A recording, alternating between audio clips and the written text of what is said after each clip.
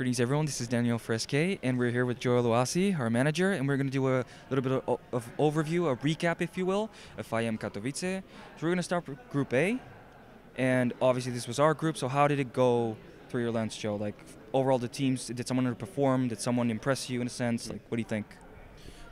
So, coming into the tournament, everyone probably said, "Oh, we got the harder group," but I actually, like I said in an interview before, that every team that will come to this event is going to try hard for their lives just because it's such a big event. So even if they haven't been performing in their region, even if they don't perform well as a team, everyone will try their absolute hardest. So that's probably why you've seen so many upsets. I mean, our group was, we won the first game pretty convincingly. We actually threw our advantage against GE as well. So, I mean, we showed what we can do against the big teams out there. And then obviously the game that we got knocked out against your Flash Wolves, we just gave them control with a scaling comp. And I think we misdrafted it just a little bit. And from what I heard, the communication wasn't as good as it normally is. But, these things happen. In LCS, it has largely not been a problem up to now, and I don't think it will happen again. I just think it's a one-off thing, and in that particular game on the day, Flash Wolves were better than us, and that's how it is. So obviously Cloud9 surprisingly dropped out after 2 straight losses. Do you think their struggles in the LCS were kind of shown here as well? Or is it just the international competition and the format in a sense? Because best of one is really unpredictable overall. And did that hurt them in a sense?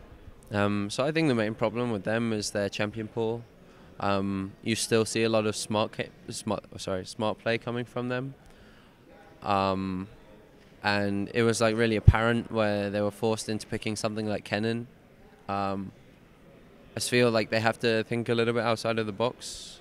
But I think they're definitely a top team out there, definitely skill-wise. They're one of the most successful teams in the last 2 years, and I'm sure they're going to do well in the future. Obviously, GE Tigers are the best team performance-wise currently in Katowice. Did any of the SK players talk to you about standout players from them when you guys played them? So we knew that Smeb is on pretty good form at the moment, and their bot lane's really consistently exceptional. So it was a good test for us because a lot of our games have been won from bot lane. I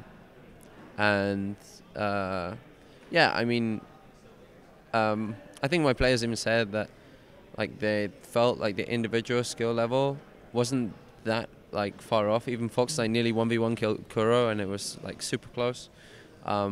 We just made bad calls, initiating 3v5 at Drake. Is kind of miscommunication. I think they just saw the Janna as a free kill, but there was just another miscommunication with the Tibbers. I should stop using this word.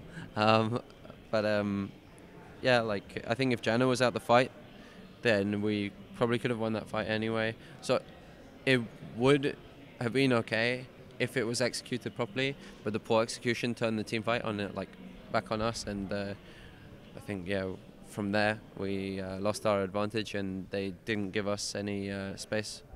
So we're going to move on to Group B. Obviously the big surprise, the North American pride, TSM, are in the finals. And what do you think? Did TSM overperform? Did they have it coming in terms of success? Because they're currently #1 in NA. So what do you think? So I think they probably prepared really well for this event. I think it's really apparent. I think they've prepared for us majorly. I think they expected us.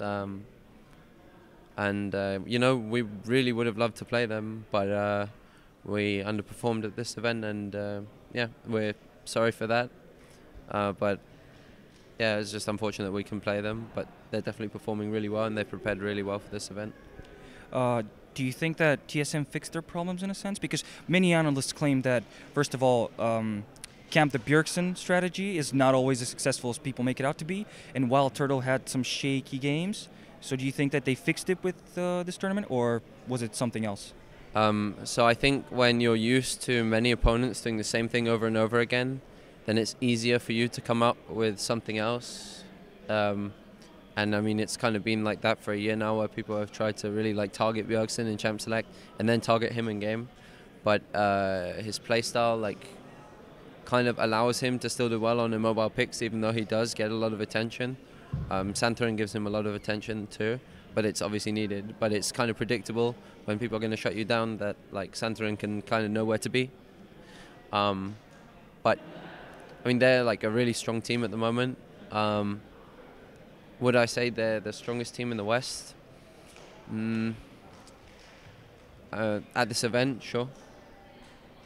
But in general, I think we could give them a run for their money. Everyone eagerly expected the EU versus NA, but probably maybe next time. CJ have been quite the disappointment this tournament, I'd say, for the third best team currently performance-wise in the OGN area. Everyone expected a lot more from them. What do you think actually happened with CJ? So, I mean, from what I saw from their recent games in OGN, I wouldn't say they're slumping, but I'd say they haven't performed as well as they normally do. And even if they have got victories, then it's been a bit more shaky. They haven't looked as well oiled. And yeah, I mean, I think it was apparent at this event, like every team is really strong. I can't say every team in Korea is stronger than every team in this event, because I don't believe that. But yeah, I mean, they were beaten by good teams, and that's the bottom line. Obviously, the biggest surprise of the tournament, like the Dark Horses World Elite, are currently in the finals and will be playing TSM in a couple of hours. So, what do you think of World Elite, and how do you think their match versus TSM will go? So, what they had, which other teams didn't, is pressure, like in the sense that nobody expected them to even like get out of groups, you know, like everyone thought, oh, they're going 0-2, you know. But actually, when you look at their roster, I believe they have some like semi-well-known players from before, and who knows, I mean, this could be a honeymoon period for them as well.